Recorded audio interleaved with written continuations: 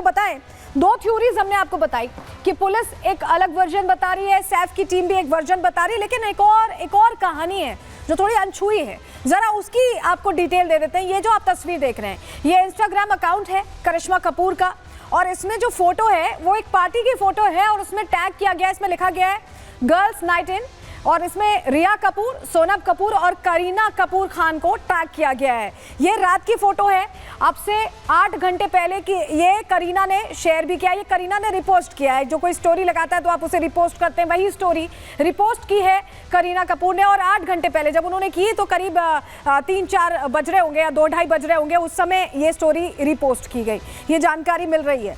तो अब इसको लेकर भी कई सवाल हैं कि घर में क्या करीना थी भी या नहीं, क्योंकि कई जानकारियां जो मिल रही हैं उसके मुताबिक कि करीना घर पर थी, लेकिन अब जो करिश्मा ने यहाँ पर स्टोरी पोस्ट की उससे लग रहा है कि करीना वहाँ थी।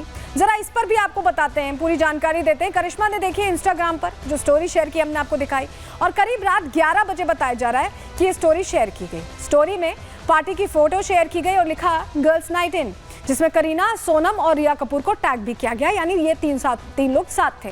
टैग तभी करते हैं अमूमन जब आप साथ होते हैं। करीना ने भी स्टोरी को रीशेयर किया। करीना ने रात करीब 1:30 बजे बताया जा रहा है कि स्टोरी को शेयर किया, और घटना 2 बजे के करीब बताई जा रही है। तो ऐसे में ये भी प्रश्न है कि क्या करीना उस वक्त घर पर थी भी या नहीं थी, क्योंकि स्टोरी रीशेयर की जा रही, क्या पार्टी चल रही थी, ये तमाम सवाल है। घर पर कौन कौन था, ये जो चीज़ें हैं यही शक के दायरे को और बड़ा कर रही हैं। लेकिन ऐसा कैसे हो सकता है कि कोई बॉलीवुड सेलेब पर इस तरह का अटैक हो और उस पर राजनीति ना हो? तो राजनीति भी इस पर होने लगी है, रिपोर्ट के जरिए आपको बता रहे हैं।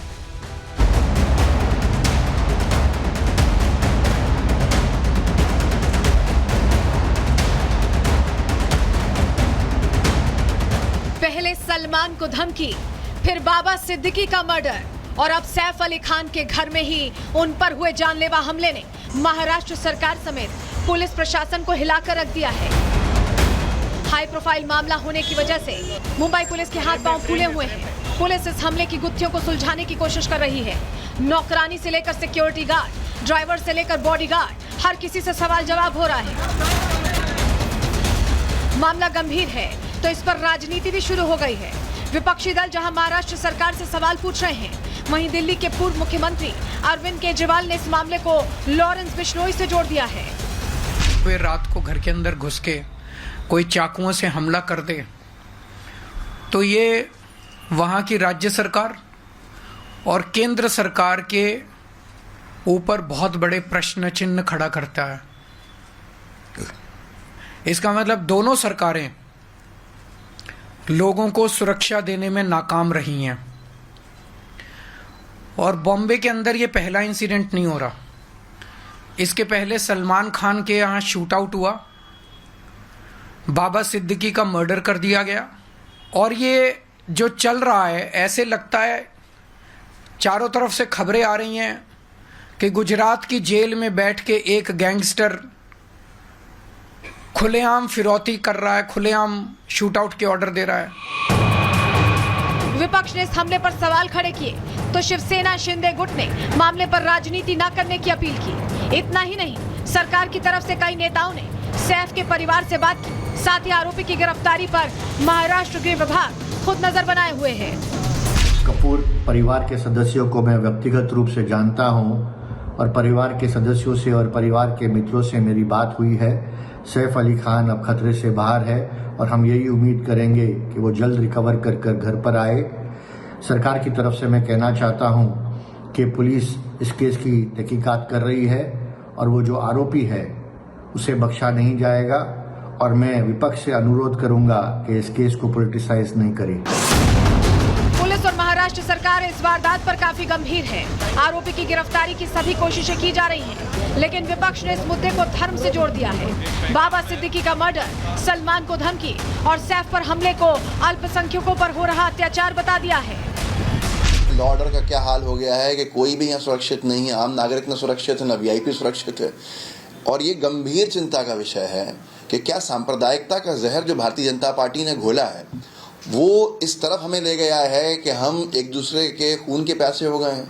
इससे पहले सलमान खान पे हमला होना, बाबा सिद्दीकी पे हमला होना, अब सैफ अली खान पे हमला होना, मोदी सरकार और बीजेपी की सांप्रदायिकता फैलाने की राजनीति ने न मुस्लिम समुदाय और ईसाई समुदाय के लोगों को ट्रेनों में सुरक्षित छोड़ा, न प्लेन में सुरक्षित छोड़ा। लगातार हम देख रहे हैं किस तरीके से सेलिब्रिटीज पे अटैक हो रहे हैं, चाहे वो सलमान खान जी हो, चाहे वो बाबा सिद्दीकी जी का मर्डर हो, और अब सैफ अली खान जी को लेकर ये कहा जा रहा है कि एक चोर ने घुसने की कोशिश की, वहाँ पे उनको स्टैब किया और वो अभी लीलावती में उनकी सर्जरी जारी है।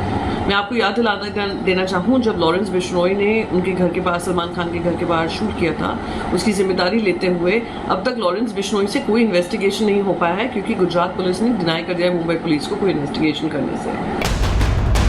मुंबई के बांद्रा इलाके में ऐसी वारदात का हो जाना कई सवाल खड़े कर रहा है।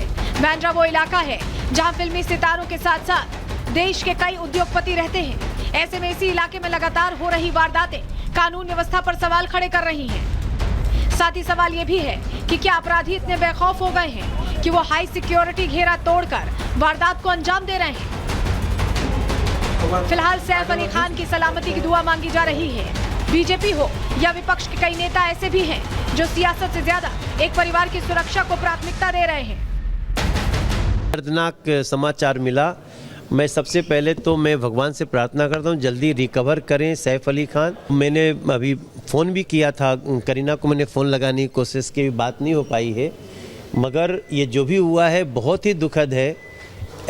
पता करना चाहिए ये कौन लोग हैं, 2-2:30 बजे रात में आए, किस मंशा से आए, and it should be investigated और जो दोषी है उसको कड़ी सजा हो। बहुत चिंताजनक जो अटैक हुआ है, क्योंकि घर पे जो हमला हुआ है, उनका बच्चा वहाँ उस रूम में सोया हुआ था, तो बहुत फैमिली तो घबराई हुई है। और सैफ अली खान जी ने खुद को डिफेंड, अपने बच्चे को डिफेंड करने के लिए उन्होंने जो किया, उसके ऊपर उनको बहुत स्टिचेस भी आए, वो अस्पताल में भी है, लेकिन इज इन गुड हेल्थ। के बाद से वहाँ पुलिस पूरी लगी हुई है मुंबई की, और जो इसमें गलत अगर किया हो, जिसने अटैक किया हो, तो जल्द से जल्द पकड़ा जाएगा। दुआओं का दौर जारी है, साथ ही जारी है पुलिस की तफ्तीश। सूत्रों की माने तो पुलिस को कुछ सुराग मिले हैं, जिसके आधार पर आरोपी की तलाश जारी है। अब देखना यह होगा कि मिस्ट्री बन चुकी इस वारदात में क्या खुलासा होता है। Bureau report, Republic Bharat. क्योंकि मामले की जांच चल रही है इस बीच, लेकिन जो राजनीति हो रही है उसको लेकर मुख्यमंत्री यहाँ बाहर आए और उन्होंने बताया कि इस मामले को लेकर सरकार गंभीर है। कैसे जांच हो रही, सुनिए देवेंद्र फडणवीस को भी। इसके बारे में पुलिस ने आपको सारी जानकारी दी हुई है। ये किस प्रकार का हमला है, इसके पीछे क्या है, किस प्रकार की मंशा से ये हुआ है, ये सारी चीजें आपके सामने आ चुकी हैं। लेकिन ये जो बांद्रा इलाका है, यहाँ कई घटनाएं पिछले कुछ दिनों में हो चुकी है। देखिए, सलमान के पिता सलीम खान को चिट्ठी 2022 में धमकी भरी दी गई और सलमान खान को मारने की धमकी इसमें मिली थी।